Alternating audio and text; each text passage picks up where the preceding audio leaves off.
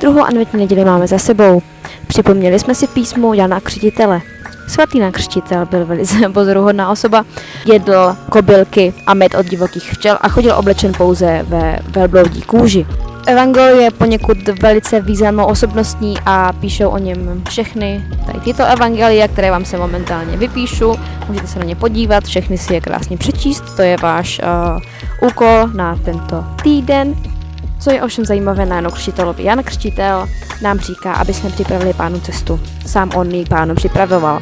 Říká nám, že máme vyrovnat všechny hrboly, všechny výšiny a v tomto období, což dneska už to tak nevypadá, ale ještě včera to tak vypadalo, musíme odklízet sníh ze cesty a různě si takto připravovat, než vůbec autem vyjedeme. Jak to ovšem udělat? Nemusíte si z toho stavit na hlavu, je to poněkud prosté.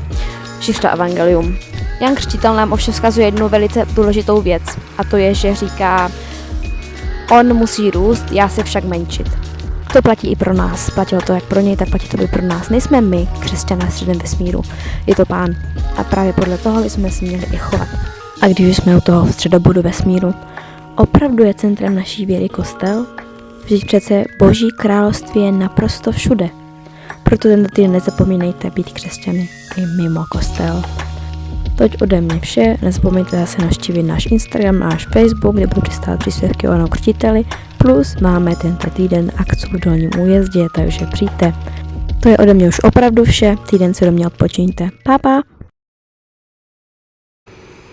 Tyjada snídal, jedl, obědval, všechno jsem to musel, mohli. Jo, mi tam napsal režim nerušit a já nevím, jestli mluvím a jde mě to slyšet. Což